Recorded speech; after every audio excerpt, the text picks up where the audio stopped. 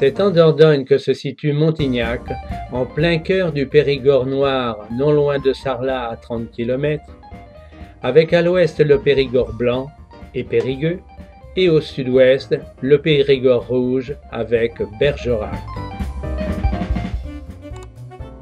Notre hébergement est situé au pied des célèbres grottes de Lascaux, classées au patrimoine mondial. En ce printemps, la nature est luxuriante. L'abeille et le papillon peuvent s'en donner à cœur joie. Bonjour, monsieur Papillon, toujours en promenade, alors que moi, je travaille. Arrête un peu, il fait trop beau pour travailler, et je t'invite à venir avec moi revoir la belle ville de Sarlat.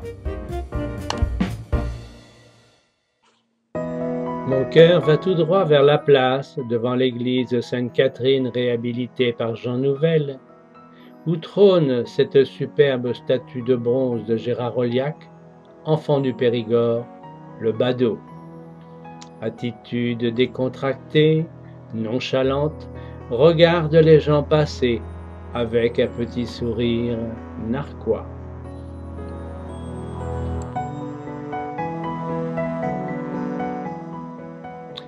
Il connaît tous les recoins de la cité médiévale, et derrière les plus connus, il nous guide, au son d'un orchestre improvisé, hors des sentiers battus par les touristes, vers le cœur de sa ville.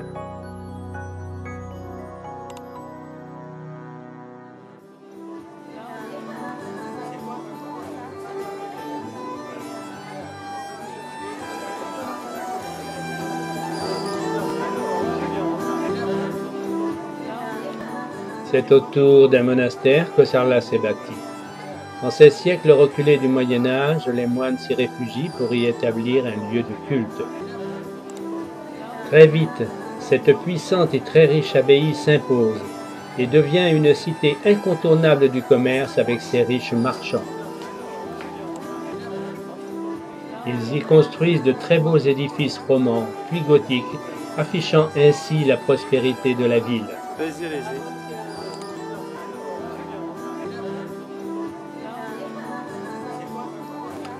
Le présidial, partiellement transformé en restaurant, est le témoin de cette riche époque.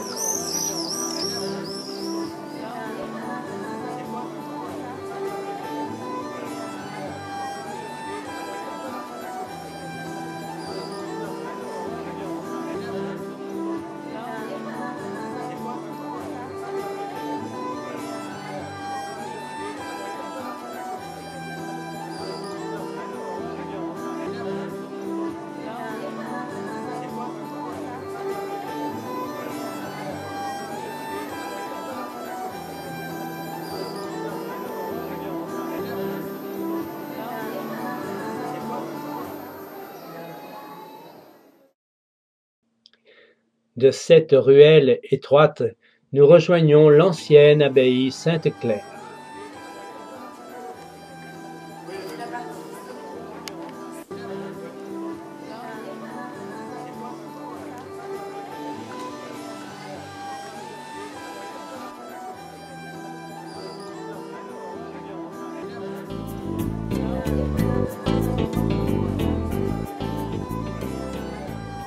C'est très joli, je sais, mais moi aussi je connais de beaux coins. Allez Papillon, viens avec moi vers Castelnau et Marquessac, et tu m'en diras des nouvelles. Construit sur un éperon rocheux, le château de Castelnau offre un magnifique panorama sur la vallée de la Dordogne. Il fait face à la forteresse de Bennac, au jardin de Marquessac et au village perché de la Roque-Gajac.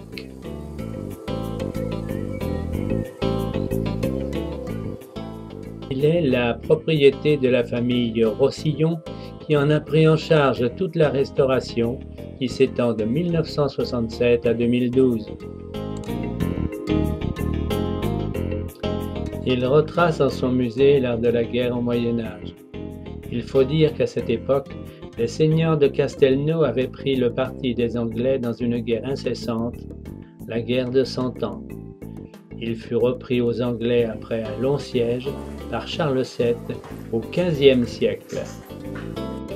Il est un exemple exceptionnel de fortification privée féodale. Le donjon, à cheval sur l'enceinte au profil en forme d'éperon, protège l'entrée principale. Depuis 1985, le musée de la guerre au Moyen Âge présente 250 pièces d'armes en provenance de toute l'Europe, hallebardes, armures, arbalètes, et présente une reconstitution d'armes lourdes, archères, chevets, ainsi que la forge.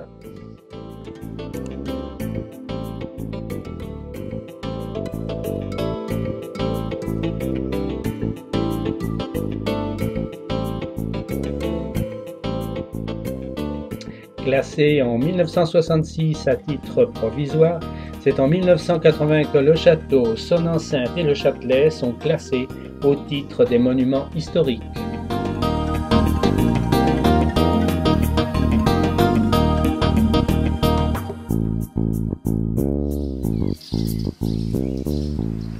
Allez papillons, en avant vers les jardins de Marquessac.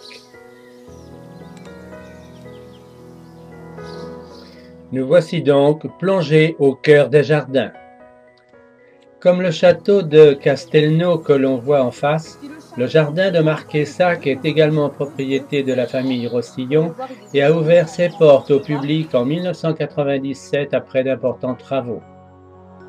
Aménagé sur un éperon rocheux, le parc domine de ses falaises calcaires la vallée de la Dordogne en un balcon de 192 mètres d'altitude. C'est un des plus beaux panoramas du Périgord. Les buis ont été plantés au XIXe siècle et constituent actuellement l'élément principal de la promenade.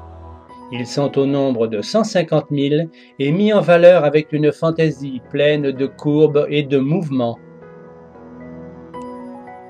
C'est Julien de Serval qui, en 1861, hérite de la demeure et de la propriété.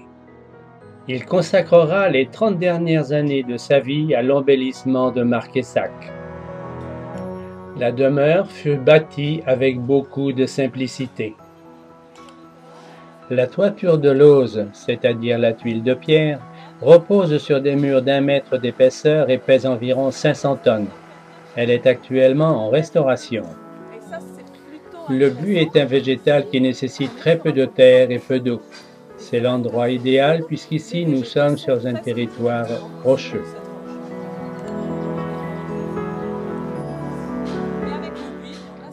Les jardins s'étirent sur plus d'1 kilomètre où la fantaisie architecturale laisse s'exprimer toute la nature. Outre les buis, tilleuls, arbres de Judée, chênes verts, cyprès et pins parasols jalonnent de part et d'autre le rocher. Inspiré des jardins romantiques à l'italienne, le parc est agrémenté de nombreux éléments.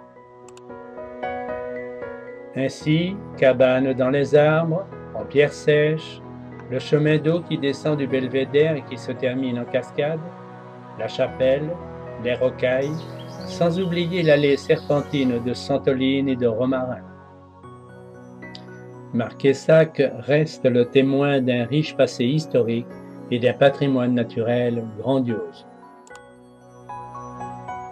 Tu as raison, papillon, c'est vraiment un jardin merveilleux, mais les fleurs y sont rares.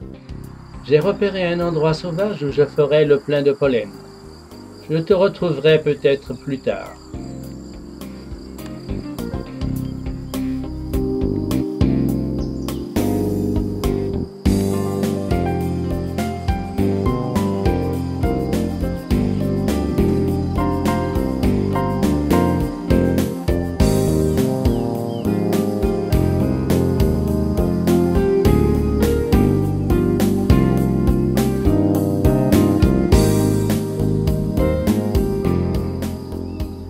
Aujourd'hui dimanche, c'est jour de promenade et de fête dans les villages.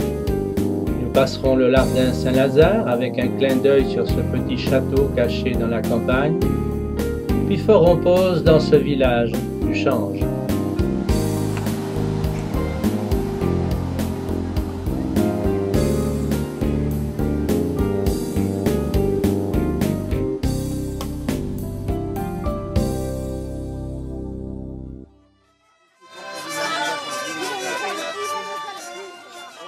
Nous sommes surpris en arrivant à Saint-Gérac d'être plongés en pleine fête de village.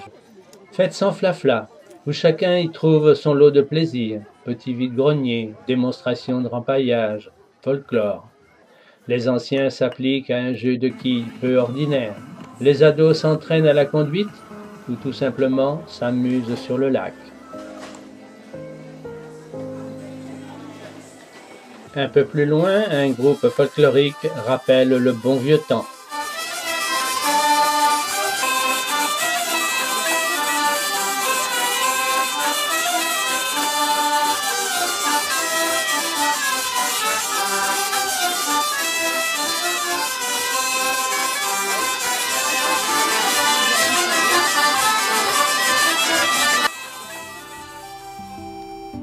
D'autres papillons nous guideront à la découverte des villages de campagne.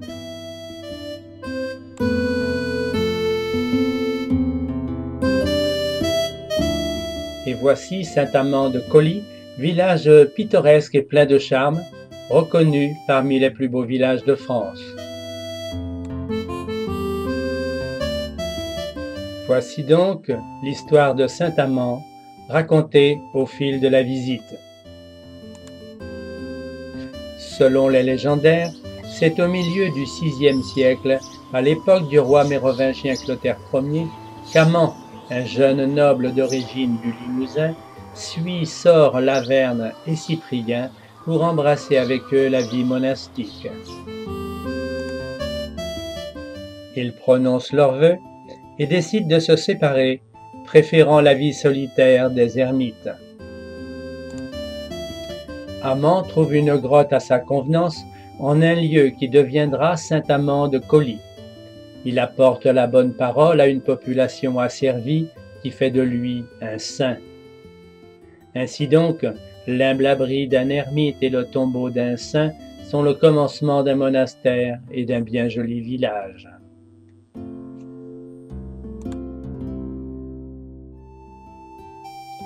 Notre guide papillon nous a abandonnés. Malgré cela, la route nous conduit tranquillement au jardin d'Érignac. Ce manoir appartient à la même famille depuis 500 ans. Les jardins à la française existent depuis le XVIIIe siècle et ont été inspirés par ceux des villas d'Italie.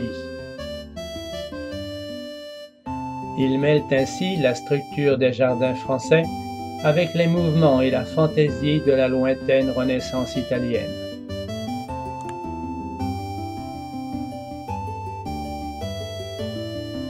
Quelques belles demeures fleuries retiennent notre attention en allant à Souillac.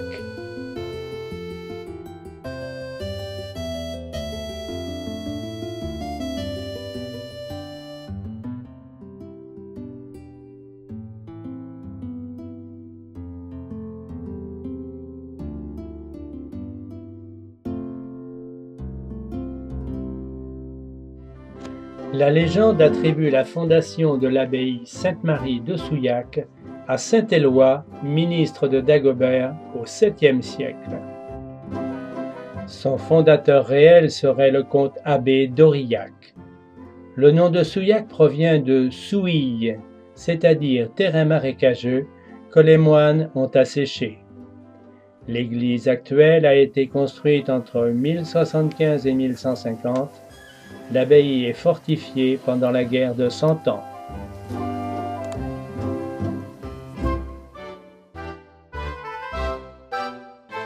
Tout près de là, le village de Cazoulès se blottit dans les fleurs et les buis. Et plus loin, le superbe château de Fénelon, propriété privée, domine la vallée de la Dordogne.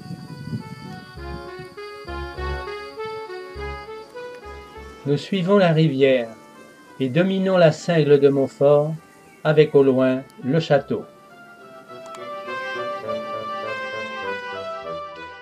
Le château est déjà cité dans les manuscrits en 866. Construit sur un piton rocheux de 100 mètres, dominant la Dordogne, il fut le théâtre de nombreux actes sanguinaires pendant la croisade des Albigeois et ensuite pendant la guerre de 100 Ans. Le château fut détruit et reconstruit 5 fois entre le XIIIe et le XVIIe siècle.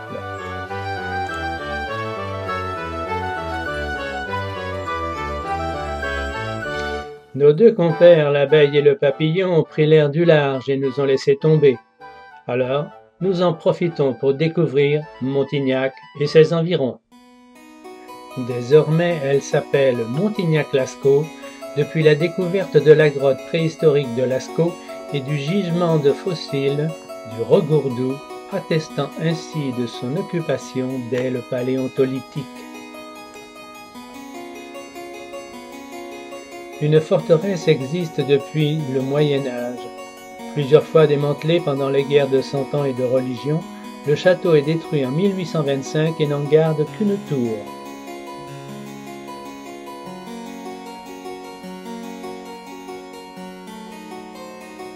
Au cœur de la cité médiévale, autour de l'église, c'est aujourd'hui jour de marché et lieu de rencontre des habitants de la région.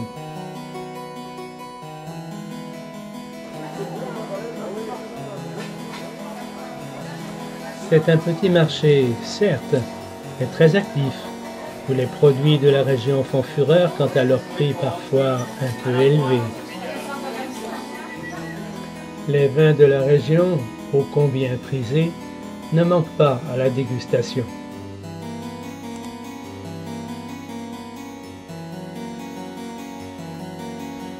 Non loin de là, une ancienne église est ouverte pour une exposition de peinture.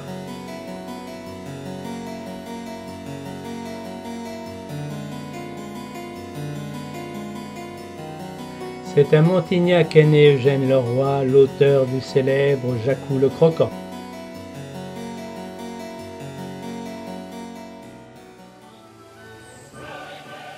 Nous continuons notre promenade côté champêtre, à travers forêt et campagne, c'est-à-dire dans un grand jardin fleuri, qu'est la nature en ce mois de mai.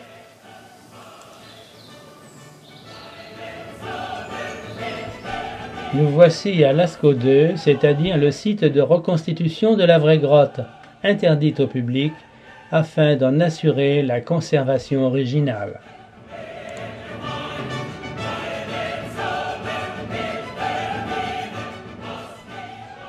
Un peu plus loin, c'est le site du gisement du Regourdou, lieu où Robert Constant découvrit d'incroyables fragments de l'histoire, tombes en pierre sèche, squelettes de Néandertal, des outils, des trophées, des squelettes d'ours. Robert Constant créa en ce lieu un parc avec ours vivants. Nous sommes toujours sans nouvelles de nos guides, l'abeille et le papillon. Peut-être sont-ils parmi ces orchis, l'orchidée sauvage, qui pavoise partout dans les prés. Nous continuons notre balade vers Terrasson. Sur notre chemin, le château de Sauveboeuf s'impose, majestueux sur les bords de la Vézère. Puis ce sera, au loin, celui de la Petite Filonie, petit bijou. Et ensuite, la Fleunie, transformée en relais château.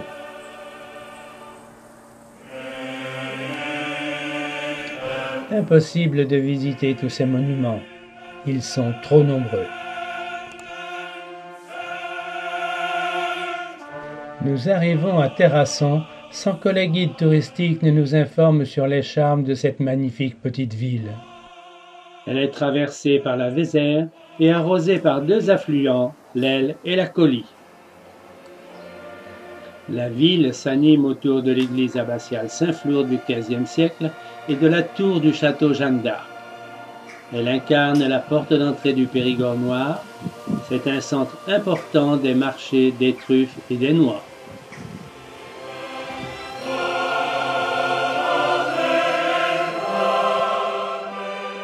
Les guerres de religion ont entraîné des destructions de l'église et sa restauration date de 1889. L'essor se produit avec la construction au VIe siècle d'un monastère autour de Saurus, nom de l'ermite local Saint-Sour.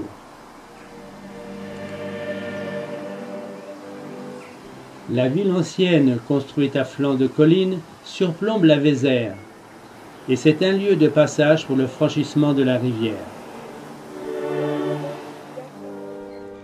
Le Pont-Neuf est ouvert à la circulation depuis 1833 et le Vieux Pont, datant du XIIe siècle, est classé au titre des monuments historiques en 1904.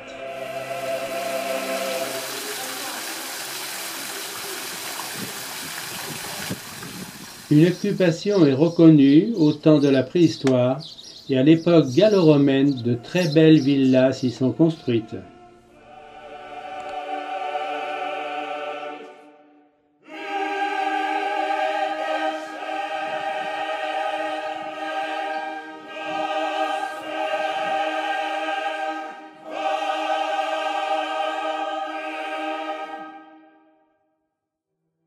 Dans son palmarès 2014, le Conseil national des villes fleuries de France a attribué 2 fleurs à la commune au concours des villes et villages fleuris.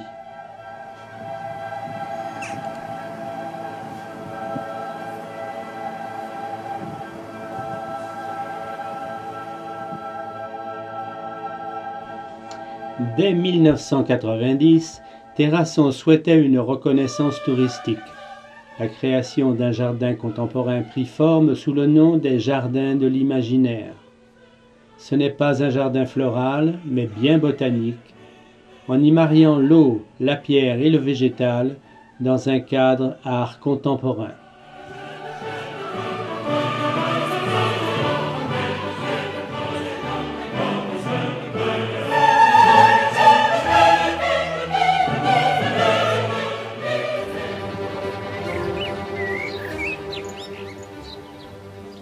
Non loin de là, s'érige sur son promontoire un haut lieu du Périgord, c'est Hautefort.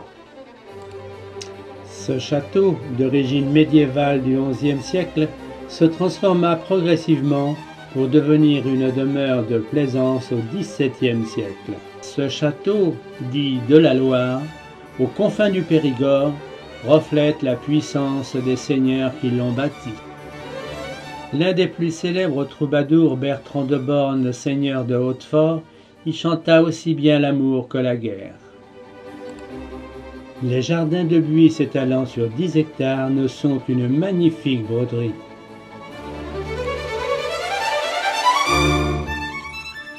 Au cœur du village s'impose l'ancien hôtel-Dieu, créé sous Louis XIV afin d'y accueillir dignement les pauvres. Très vite, il devint un centre d'accueil pour les malades. Il est actuellement un musée de la médecine.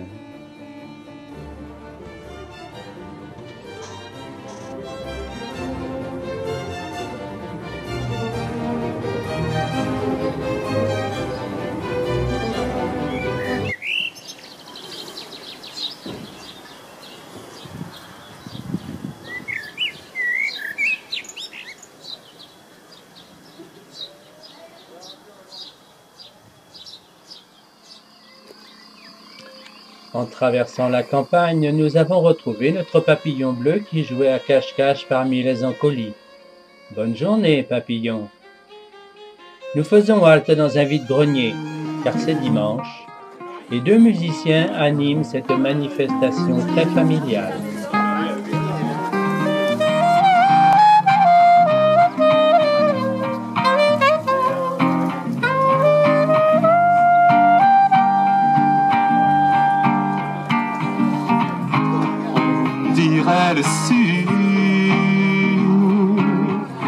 Le temps dure longtemps, il arrive sûrement plutôt millions d'années.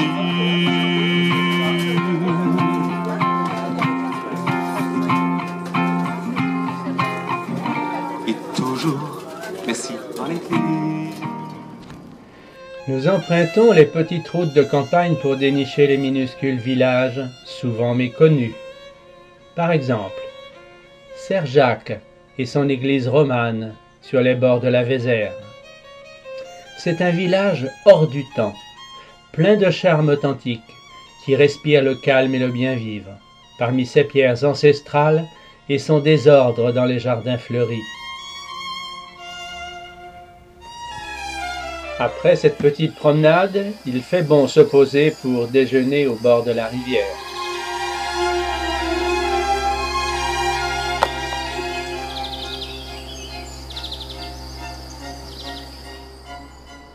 Au fil des chemins, nous apercevons le château de Belcaire qui lui aussi, construit tel un éperon, domine la Vézère.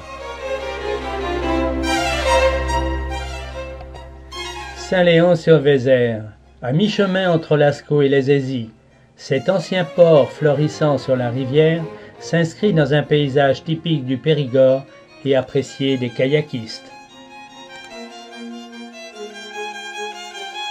L'église romane Saint-Léonce, couverte de lauze, appartient à un prieuré bénédictin. Elle fut construite en 1153 sur un site d'une villa gallo-romaine. Le prieuré dépend alors de l'abbaye de Sarlat.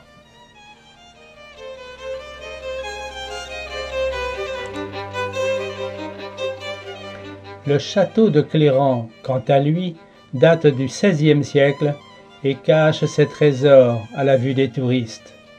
Les beaux jardins restent privés. C'est ici qu'en 1943, l'homme d'État Jacques Chaban-Delmas fut inspiré pour son nom de résistant Chaban, qu'il intégra à son patronyme.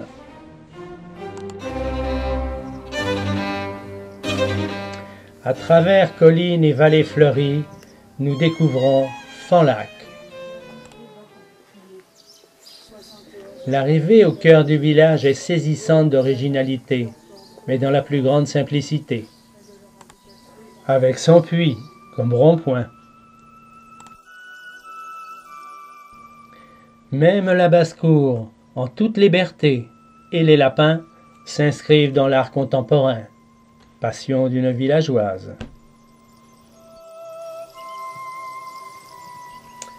Le temps le permettant, nous sommes partis faire une belle promenade à travers les prés fleuris et les papillons, pour ensuite s'enfoncer dans la forêt.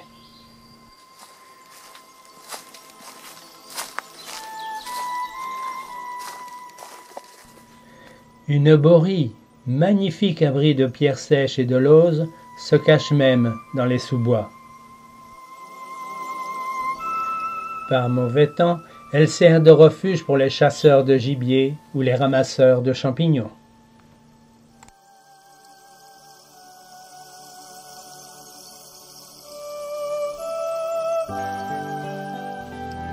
Nous venons de retrouver notre abeille.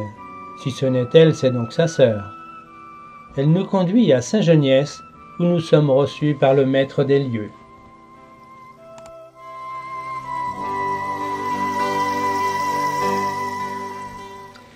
Typique du Périgord noir, elle compte parmi les plus beaux villages de la région. Son charme tient de ses maisons de pierre ocre au traditionnel toit de lauze qui composent le bourg et les hameaux environnants.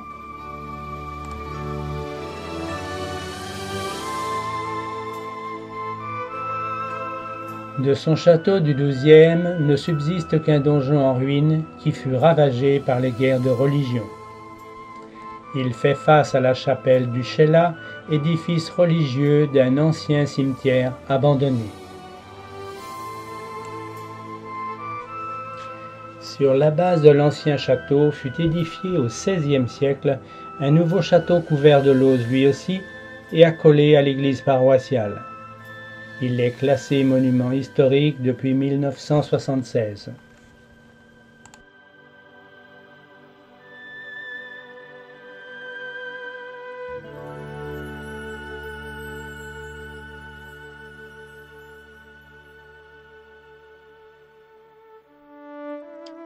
À quelques kilomètres de là, Saint-Crépin et Carlussay, villages jumelés. Mais c'est Saint-Crépin qui nous intéresse.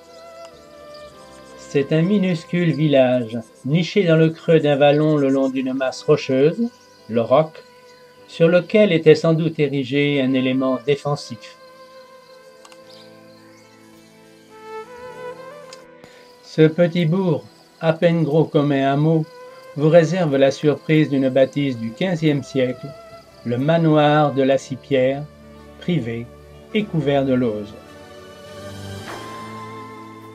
L'accès extérieur en est libre. Ces mêmes lauses recouvraient il y a encore peu de temps toute la demeure du Périgord, de la modeste cabane à la maison de maître comme celle-ci.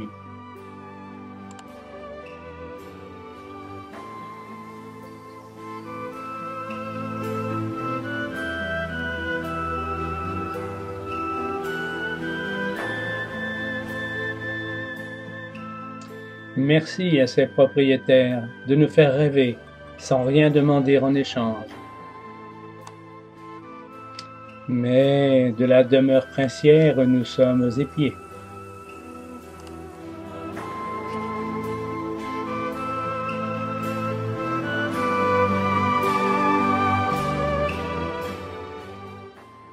En arrivant à Carlux, on est fasciné par la majesté de ce château dominant la vallée du haut de son rocher. Son origine doit être du Xe siècle. Lui aussi fut l'acteur souvent défaillant des multiples guerres ravageant la région.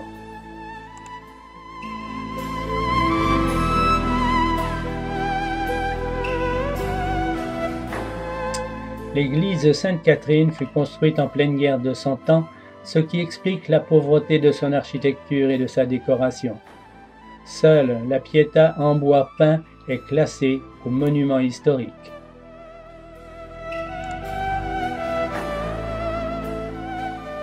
Les forêts traversées pour se rendre au château de Comarque sont toutes enneigées des fleurs d'acacia.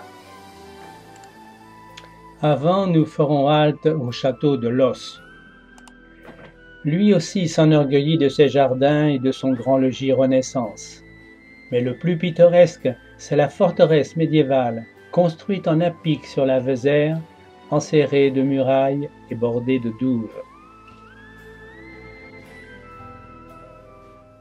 Cette dernière promenade à pied nous conduit au château de Comarque.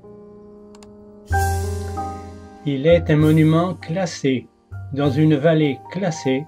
C'est pourquoi l'on y vient à pied. C'est un des plus beaux et émouvants châteaux de Dordogne.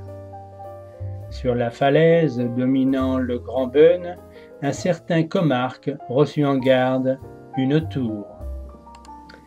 Vers la fin du XIVe siècle, les conflits avec leurs voisins les Bénacs attribuèrent aux Comarques les droits liés à leur ancienneté sur les lieux.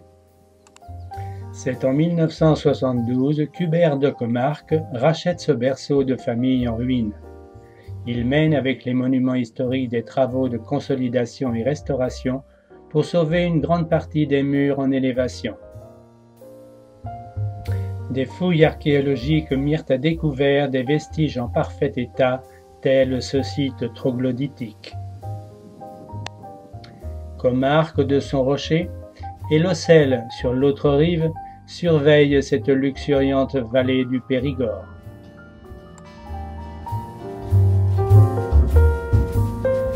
L'abeille butineuse et le papillon volage continueront de se croiser, découvrant chaque jour de nouveaux horizons.